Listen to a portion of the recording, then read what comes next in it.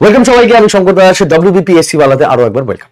তো যেই পরীক্ষার মানে আমাদের পুরো ওয়েস্ট বেঙ্গল তাকিয়ে থাকে, আমাদের ওয়েস্ট বেঙ্গল ইউপিএসসির মতো একটা বিরাট ক্রেজি পরীক্ষা, সেটা হচ্ছে ডব্লিউবিপি কেপি। ফাইনালি আমাদের এটা নোটিফিকেশন আউট, আর প্রপার ওয়েতে তোমাদের পড়াশোনা আশা রাখছি আমি শুরু করে দিয়েছি। কিন্তু একটা প্রপার ওয়েতে একটা যদি বেসিক স্ট্র্যাটেজি বানিয়ে এগোনো যায়, তাহলে আমার মনে হয় গন্তব্যস্থলে পৌঁছানোটা খুব সহজ হয়ে যাবে।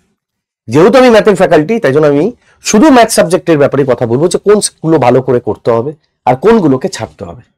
মনে থাকবে এই কথা, কোনগুলোকে করতে হবে কোনগুলোকে ছাড়তে হবে। যদি টার্গেট ফুল স্কোর থাকে, মানে 100% থাকে, যদি তোমার টার্গেট 100% স্কোর হয়ে থাকে, যে আমাকে যেই করে হোক পুরো ম্যাথে স্কোর আনতে হবে, কারণ ম্যাথই এমন একটা সাবজেক্ট যেখানে ফুল স্কোর করাটা সহজ হয়। সাবজেক্ট কঠিন হতে পারে, কিন্তু ফুল স্কোর করাটা সহজ হয়। তার পিছনে 3-4টে স্ট্র্যাটেজি আছে, যেটাকে ভালো করে তোমাকে বুঝতে হবে। অ্যারিথমেটিক যদি বলি, অনেকের ধারণা যে কিছু কোন কোন চ্যাপ্টার থেকে কতগুলো কোশ্চেন আসে ওগুলো দেখে নি। ওটা করলে হবে না, কারণ এটা কোনো ফিক্স নেই যে আজকে পার্সেন্টেজের থেকে 2টো কোশ্চেন দেয় তো এবারও 2টোই আসবে। হতে পারে এবার 25টার মধ্যে 23টা পার্সেন্টেজেরই কোশ্চেন হোক, এটা আমি বলতে পারি না। তো আমি এমন ভাবে প্রিপারেশন রাখবো যে এক্সাম যিনি কোশ্চেন সেটার, তিনি ম্যাক্সিমাম কত দূর অব্দি ভাবতে পারে, আমি তার থেকে আরো 10 কাঠি উপরে ভেবে যাব। মানে প্রতিটা লেসন আমাদের অ্যাডভান্স জিজ্ঞাসাই করে না। অ্যারিথমেটিক মানে পাটিগণিত, পাটিগণিত থাকে, আর নাম্বার সিস্টেম থাকে, তাই না? নাম্বার সিস্টেম যেটা অ্যাডভান্সের পার্টে পড়ে, কিন্তু হালকা থাকে, তবু থাকে। তো যদি এখান থেকে আমি যদি দেখি, এখান থেকে 15 থেকে 16টা চ্যাপ্টার, আর এখানে একটা চ্যাপ্টার। নাম্বার সিস্টেম মধ্যে সব গোটা কমপ্লিট হয়, এলসিএম, এইচসিএফ, শর্টস এন্ড ডাইসেস, মানে সূচক করণী, সমস্ত কিছু এর ভিতরে আছে। তাহলে ভাই 17 থেকে 18টা চ্যাপ্টার যদি তুমি কমপ্লিট না করতে পারো, তাহলে তুমি কিসের অ্যাসপিরেন্ট? আমার কথা হচ্ছে, যদি তোমাকে ফুল স্কোর করতে হয়, তাহলে তোমার প্রাইম টার্গেট হবে পুরোটাই, কারণ এটা বলা যায় না যে কোথা থেকে ওরা কোশ্চেন তুলবে। আমরা সেকশন জানি, কোন সেকশন থেকে কটা তুলবে এটা জানি, হ্যাঁ কিনা বলবে? হ্যাঁ। এবার যেহেতু যারা একদম নতুন আছো তাদের ব্যাপারে আমি একটা কথা বলি, যে তোমরা পার ডে মিনিমাম 100 কোশ্চেন্স করে এখন থেকে প্র্যাকটিস শুরু করে দাও। 3 মাস পরে পরীক্ষা, অক্টোবরে এসআই আছে। আমি যদি একটা অ্যাভারেজ বলি, যে যারা এসআই দেবে তারা কনস্টেবলও দিতে পারবে। যদি আমি দুটোকে একসাথে নিয়ে চলি, তাহলে আমি বলি 70 থেকে 80টা কোশ্চেন পার ডে ম্যাথসে তোমাকে শুরু করতে হবে প্র্যাকটিস করা, যারা বিগিনার। আর যারা একদম ওয়াকিবহল, তোমাদের সব সিলেবাস এমনি কমপ্লিট হয়ে রয়েছে, অনেকদিন ধরে পড়ছো, তাই না? পরীক্ষা নোটিফিকেশন এসে 1-1.5 বছর পর। তাহলে যারা একদম মানে নতুন পড়ছো, তারা 70-80টা করে কোশ্চেন ট্রাই করবে। কিন্তু যাদের হয়ে গেছে, যাদের সবকিছু সিলেবাস ডান, এখন শুধু প্র্যাকটিস, তারা 100-এর নিচে কোশ্চেন ট্রাই করবেই না, 100+ ম্যাথসের কোশ্চেন করবে। তুমি বলেছে 100+ কোশ্চেন করতে গিয়ে তো আমাদের সময় চলে যাবে। ভাই দিন 24 ঘন্টার হয়, তুমি না পড়লে পাশে বাড়ি ছেলেটি পড়বে, আর সে এটা বলবে না যে আমার কাছে সময় নেই, ওর কাছে সময় আছে, হাবি যাবি।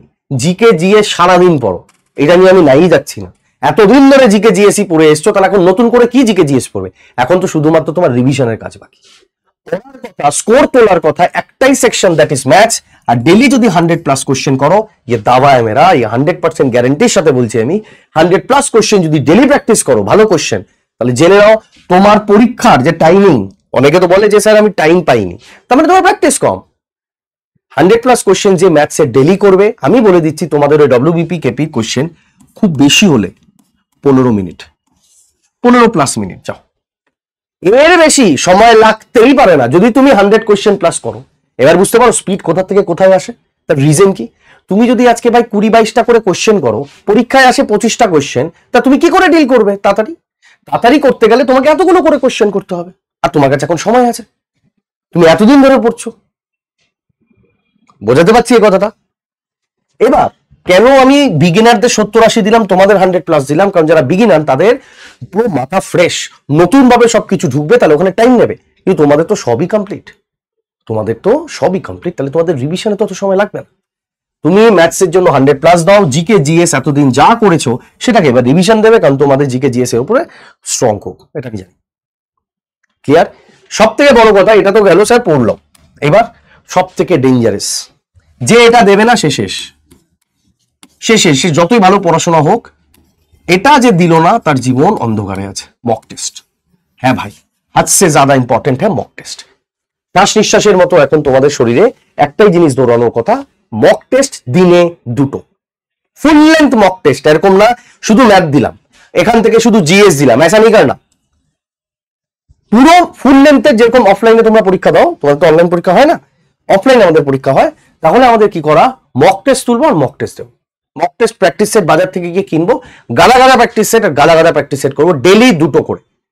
তাহলে ভাবো ডেলি 2টো যদি করো, 25টাও যদি ম্যাথ থাকে, তাহলে 2টো মক টেস্টই তোমার 50টা কোয়েশ্চেন হয়ে গেছে ম্যাথসের। ম্যাথসের 50টা কোয়েশ্চেন তুমি মক টেস্ট থেকেই করলে, বাকি 50টা তুমি যেখান থেকে ইচ্ছা, যেখানে বেশি ডাউট লাগছে ওই লেসেন্স গুলোকে করবে, হয়ে গেল 50-50-100। বলতে পারছি? আর তার মধ্যে তুমি এখানেও কি পেয়ে যাবে ভাই, বাকি সব সাবজেক্টের কোয়েশ্চেন পেয়ে যাবে। যত বেশি মক টেস্ট তত বেশি ফাস্ট, আর তত অ্যাপ্রোপ্রিয়েট ওয়েতে তোমার এক্সাম হলে গিয়ে তোমার এক্সাম দেওয়াটা হবে। ভালো করে পড়ো, এছাড়া আর কোনো কিছু স্ট্র্যাটেজি ভিডিওতে আমি আর কি বলতে পারি, এটাই। যেই জায়গাগুলোতে সব থেকে বেশি ফোকাসড হওয়া উচিত, যদি আমি ম্যাথের লেসনের কথা বলি, সিআই, এসআই, সিআই তবু তোমাদের বাচ্চা জিজ্ঞেস করে, number system, percentage, profit and loss, এগুলো তো দাবিয়ে দেবে, পিএইচডি, এগুলো থেকে কোশ্চেন আসবেই আসবে, কিন্তু এগুলোই পড়বো, বাকিগুলো পড়বো না, তাহলে তুমি ভালো স্কোর করবে কি করে? সেই তোমার 18-19 এসে স্কোর আটকে যাবে, ম্যাক্সিমাম গেলে 16-17, এর থেকে বেশি না। তারপর জিকেতে ভাই একটু ভালো করে চিন্তা করো, তুমি যতটা ভালো তার পাশের ছেলেটা ততটা ভালো না হলে 19 আর 20, কারণ তোমার কাছে জিকের জন্য যে বই আছে, পাশের বাড়ির ছেলেটার কাছেও সেই বই আছে, সমাজ রে। তাহলে এই জিনিসটা আগে ভালো করে বোঝার চেষ্টা করবে যে আমি আরেকজনের থেকে ওয়েটেজ বাড়াবো কি করে, ও যেখানটায় উইক ওই জায়গাটায় আমি স্ট্রং হয়ে যাই। আমি এইখানে যেরকম, ও পাশের ছেলেটা ওই সাবজেক্ট ঠিক ততটাই, তাহলে ওকে বিট করলাম কোথায়, আমি ওর সম জায়গায় চললাম, সমতুল্য একই জায়গায় যাচ্ছে, তাহলে সিলেকশন কে নেবে? যেই ম্যাথসে এই মানুষটা কমা আর তুমি মানুষটা হাই, তাহলে ভাবো তো। কারণ এটা একদম প্রকৃত কথা যে ম্যাথস সেকশনটা বাকি সেকশনগুলোর থেকে গরম, কঠিন।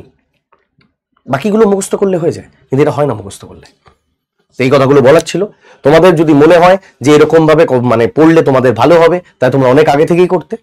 এই জন্য আমি বানিয়েছি, কারণ আমি জানি তুমি এবার ভাববে না, এবার ভাববে।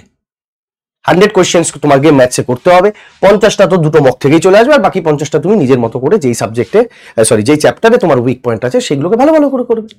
পরীক্ষা আস্তে আস্তে দেখে নাও, তুমি একদম মেশিন হয়ে যাবে, মেশিন। ঠিক আছে, তো চলো।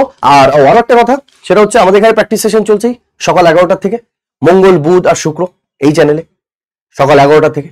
মজা নাও সেশনে, আমি তো আসছি, তোমরাও আসো। এখানে 50 করে নাও তোমরা, 25-25-50, আর আমি এখানে 20টা করে কোয়েশ্চেন তো আমি করে দেবো, 50 আর 20 70, বাকি 30টা তুমি নিজে করে নেবে বাড়িতে। ঠিক আছে, চলো, টেক কেয়ার, বাই, দেখা হবে আমার কোনো পরের ভিডিওতে, ততক্ষণ দেখতে থাকো